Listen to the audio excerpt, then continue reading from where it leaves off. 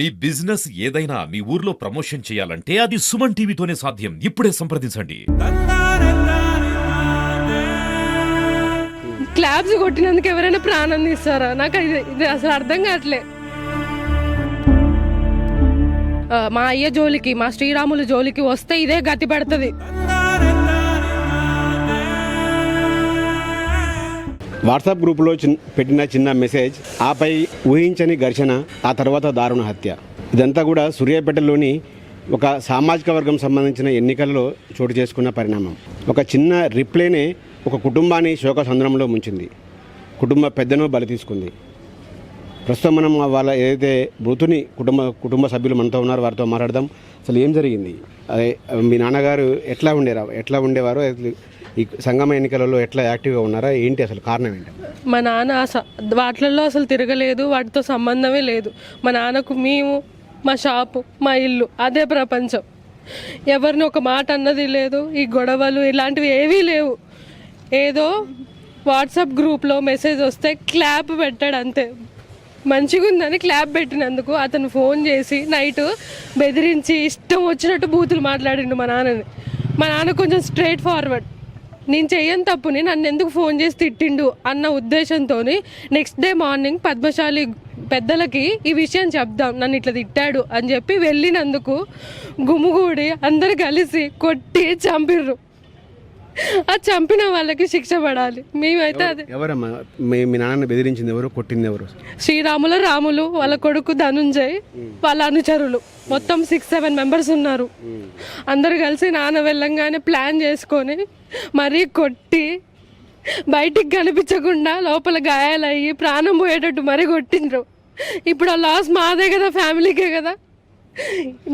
మా నాన్నని తిరిగి తీసుకురాలేరు. ఎట్లాగో మాకు న్యాయం చేస్తే చాలు. మా నాన్న ఆత్మను శాంతిస్తుంది. మాకు న్యాయం కావాలి. క్లాప్స్ కొట్టినందుకు ఎవరైనా ప్రాణం తీస్తారా? నాకు ఇది అసలు అర్థం కావట్లే. మాకు న్యాయం కావాలి.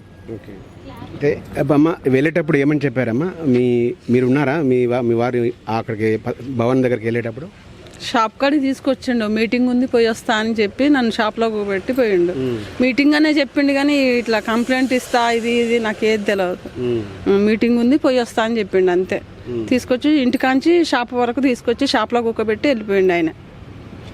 ఇప్పుడు మీటింగ్ వెళ్ళొస్తా అని చెప్పి తిరిగి వెళ్ళిన మీ ఆయన ఇంకా రాలేదు, తిరిగి లోకాలకు వెళ్ళిపోయిండు. ఏమనిపిస్తుంది ఇప్పుడు? ఇదంతా ఏమనిపిస్తుంది అంటే ఏం చెప్తాం సార్, మనిషినే కోల్పోయి మా జీవితాలే రోడ్డు మీద పడితే అన్యాయం అయిపోతే ఏం చెప్తాం?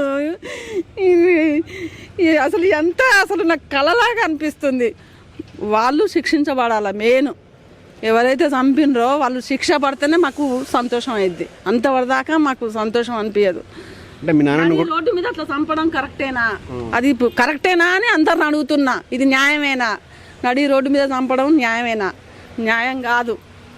మీ నాన్నని కొడుతుంటే ఎవరు అడ్డుకునే ప్రయత్నం చేయలేదు? చాలా మంది ఉంటారు. 2-3 అక్కడ ఉన్నారంట కానీ ఎవరు చూడలేదు అంటున్నారు. పక్కనే ఉన్నారంట కానీ చూడలేదు, మేము చేయలేదు అంటున్నారు. లాస్ట్ మాత్రం అదే సాయి కొట్టక్కడ చచ్చిపోతాడు అని చెప్పి అని విన్నాము అని అక్కడ ఉన్న పర్సన్ ఒక అతను విన్నాడంట. ఏమని అంటే, మా అయ్య జోలికి, మా శ్రీరాములు జోలికి వస్తే ఇదే గతి పడుతుంది, చూడండి ఇదే గతి పడుతుంది అని మా నాన్నని చూపిస్తూ అన్నాడంట. అతని కొడుకు ధనుంజయ్ ఈ మాట అన్నాడు మా నాన్నని చూపిస్తూ.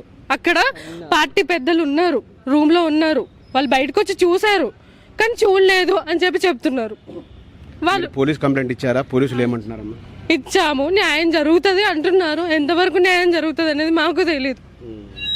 మేమైతే ఎఫ్ఐఆర్ రాసిచ్చాము. ఇది మృతుడు కృపాకర్ ఎవరైతే ఉన్నారో ఆయన కుటుంబానికి మొత్తం కూడా పెద్ద దిక్కు. అతని మీదనే కుటుంబం అంతా ఆధారపడి ఉంది. ప్రస్తుతం ఆ కుటుంబ పెద్ద దిక్కు కోల్పోవడంతో వారంతా కూడా కన్నీరు మున్నీరు అవుతున్నారు. తమకు న్యాయం చేయాలి, తమ నాన్నకు ఎవరైతే దాడికి పాల్పడ్డారో వాళ్ళందరినీ కూడా కఠినంగా శిక్షించాలి. ఏదైతే మా నాన్నకు జరిగిందో వాళ్ళకు కూడా అదేవిధంగా జరగాలని వారు కోరుకున్నారు. ఇప్పటికైతే వీళ్ళ కుటుంబ సభ్యులు ఫిర్యాదు మేరకు కేసు నమోదు చేసిన పోలీసులు దర్యాప్తు చేపట్టారు. పూర్తి స్థాయిలో దీని అసలు ఏం జరిగిందన్న కోణంలో పూర్తి స్థాయిలో పోలీసులు అయితే విచారణకు వస్తున్న పరిస్థితి ఉంది. మరోవైపు కృపాకర్ కుటుంబ సభ్యులనైతే ఓదార్చడం ఎవరితరం కాదు. ఇదంతా కూడా ఒక కలలా అనిపిస్తుంది మాకు.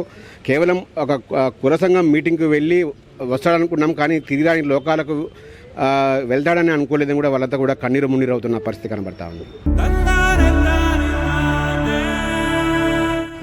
స్టాబ్స్ కొట్టినందుకు ఎవరైనా ప్రాణం తీస్తారా? నాకు ఇది అసలు అర్థం కావట్లే.